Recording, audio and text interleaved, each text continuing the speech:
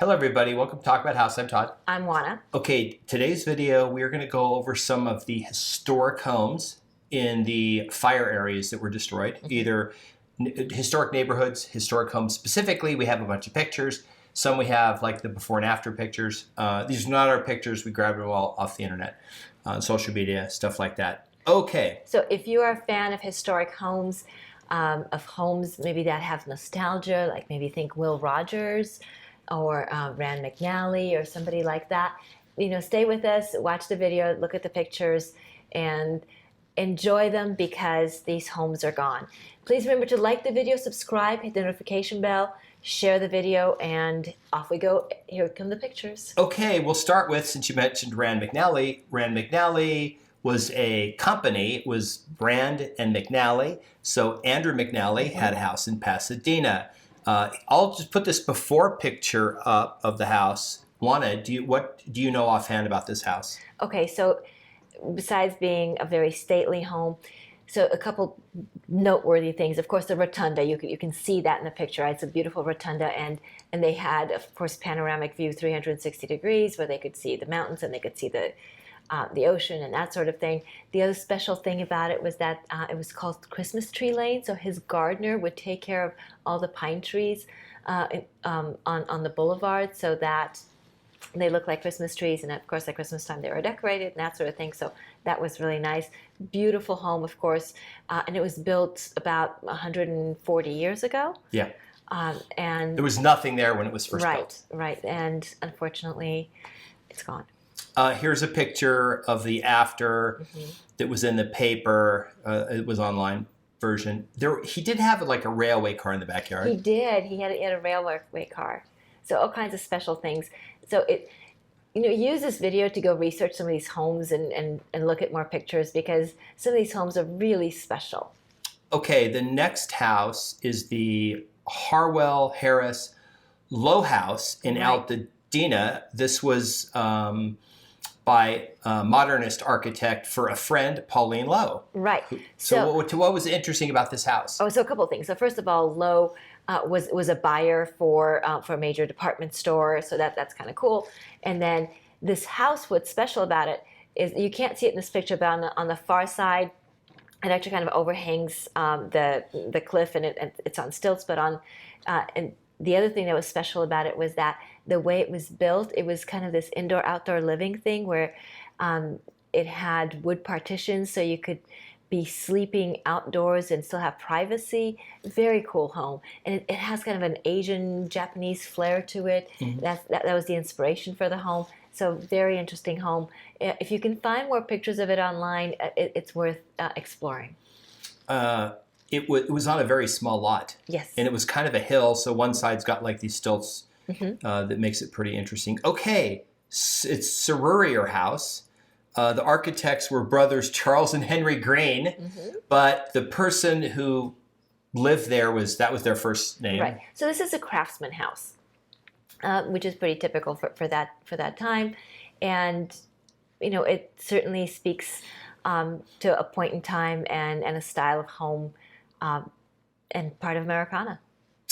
Okay, the next one is the Zane Grey Estate in Altadena. Here's a picture of it. Oh, this home. Okay, so first of all, what made this home special was that it was the first fire-resistant home in California. Now, the reason it was built that way is because the person that it was built for had survived the Chicago fire, like around 1908 or something like that, where there was a fire that started in a crowded theater, 600 people died. So, but the lady who lived here, she survived that fire, so she really wanted a fireproof house. Over the years, obviously, it had a lot of different owners. It saw some expansion. It had, amazing chandeliers and wrought iron and all kinds of cool stuff. And unfortunately, sadly, it's gone. Zane Grey bought it. He was a famous author, and he had bought the house, which is how it got the name. Right. Because she wasn't, I guess, super famous, maybe just rich but not famous. Right. So it had several expansions and that sort of thing. So it was cool. It had a library, all kinds of neat things. Okay, Jane's Village in Altadena now. This picture is one of the homes. This is actually a village of homes. Tell us more about E.P. James. Okay. So I don't really remember much about E.P. James. Her name was honestly. Alicia, Well, yes, which was kind of a big deal because she did these in the 20s. right. So there were several architects in the 20s who were female architects who aspired to attend the École de Beaux-Arts in France. Some of them got in through using their initials rather than their names, because the way you applied is you applied by obviously doing your sending your portfolio of work of designs. And so when women would apply with a woman's name, then they were automatically rejected. So women learned to use their initials. So then the esteemed gentlemen at the L'École des Beaux-Arts did not know that these were ladies, and these ladies would get admitted. So there are lots of women in that time period that used that strategy to be admitted to L'École des Beaux-Arts. In this particular case, she built a village of about 200 plus homes, and they're this sort of style. That the homes are generally about 6 rooms, and they were designed for the middle class. So even back then, there was a concern that homes were unaffordable, and they needed to go out of their way to provide the middle class with homes. This village was built 100 years ago. It was built Yes. between 24 and 26, 270 of these things.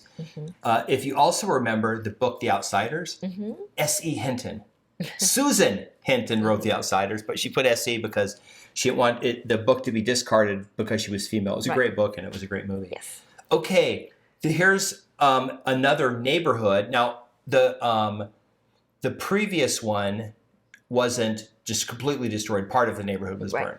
Same thing with this one. Gregory Ains Park planned homes in Altadena, designed in 1948. Why was this different? This was kind of a unique look. This is a unique looking house. It is, so that they're modernist. They have garages on the side. They have courtyards. They have glass walls. They have something really special. The way the yards are designed, they kind of run into each other, so there are no fences. So there's all this greenery and this kind of park-like vibe. Just very cool homes. They are prefabricated. That was the other thing. They were prefabricated. Yeah, that's a big deal. Prefabricated back in the 40s. Obviously, the idea was to build a home for the middle class. Right. And have class. Okay, 708 house. This is kind of a postmodern house. So we've got flying buttresses. We have kind of this playful geometric thing going on the outside, similar stuff on the inside. Very interesting home. And unfortunately, it is gone. Yeah, here's a picture of a remaining, of the house. It looks, it's pretty, it's totally destroyed on this one. Okay, Bridges House. Bridges House. So I love this house because I love anything that combines glass and wood in a kind of a holistic way, where you're bringing in light and you're still making it seem very natural. It's cantilevered over concrete. Just a really special house, and it's gone. Okay. What about the Keeler house? So this one's kind of similar in some ways. It kind of reminds me of it because you have a lot of wood and a lot of glass. This house may seem huge. It is by square footage, but not by rooms. And the gentleman who built it, he lived there for a long time. I think he was about like 92 when he passed away a few years ago. Just beautiful home, and everybody knew this home because it again, a lot of wood, a lot of glass, and it really fit well into that environment with all the trees around it. Yeah, it was a wooded, beautiful. Highly wooded area. Okay, Will Rogers' home. Okay, so Will Rogers. How many of you remember Will Rogers? Do you even know who Will Rogers is? Do you remember who Trigger is? Okay. He was like the first cowboy TV guy, but it was lighter. Like it wasn't as gritty. He wasn't Clint Eastwood. No. He was like he was like Clint Eastwood light. Very light. Like if he was a bear, he would be Clint Eastwood light. Very light. But anyway, so Will Rogers built this beautiful ranch. It's like 360 acres. He's got the ranch house, and he's got corrals, and he's got stables, and this amazing ranch house. And after he passed away, his widow Betty donated the house to, and it became a state park, and, Yep. and lots of people enjoyed it. You know, how many of you out there maybe had a wedding there? Maybe you had maybe a graduation party there, or maybe a company event there. Let us know in the comments. So anyway, so a lot of people got to enjoy this, and unfortunately that's gone. His great-granddaughter, Will Rogers' great-granddaughter, said that she was heartbroken about the ranch being gone, and of course about everybody else's homes being devastated as well. Yeah, I mean, she probably spent time there as a kid, potentially, depending on when it was handed over and everything. Yeah. Some pictures of the inside, another picture of the outside. Yeah. This is a beautiful park. It's basically Yes. a park. I mean, it's 360 acres. Right. You know, what I think they should do is, like this one, they should rebuild. Yeah, I think that's it, because the Will Rogers Park is so much more than a house. It's so much more than anything. It brought so much joy to so many people over so many generations. Because remember, it's been a park since like 1952. Yeah. So it's a long time. A lot of people have a lot of great memories there, and you know, anything that can be done to rebuild something that is so meaningful to so many people, I think is worth doing. 1944 is when they donated it to the state. They gave it to the state in 1944. The other one, I think, maybe the Rand McNally House. If they have designs, they should try to rebuild it to make it look the same. Yes, the Rand McNally House was spectacular as well. Well, I mean, all these homes are spectacular. Yeah. So that was, I mean, there's more houses. I didn't have, we basically researched the houses and talked about them and learned about them before we did this. So, but there were more, some we couldn't find photos of, but these were sort of the biggies. Some you might know of some of these, you might have been to some of them. So we thought we'd share them with you. Of course, this is terrible. You know, we love real estate. It's kind of our thing. We've sold over 3,000 houses between us. So whenever we see a beautiful home like this, and we don't have that in Las Vegas, we have very few historic homes. Like a historic home here is a house built in the 60s that Jerry Lewis lived in for 30 years, right? Oh, Jerry Lewis lived there for 30 years. But you don't have, in California, you have the, you know, Rand McNally and, you know, all these other people. Although we have some pretty spectacular Zane homes here too. So we have some we have some amazing brand new homes here. Yes, absolutely. So hopefully you enjoyed the video. Please leave us your real estate related comments. Remember to like the video, subscribe, hit the notification bell, share the video, and we'll see you on the next video. Bye. Bye.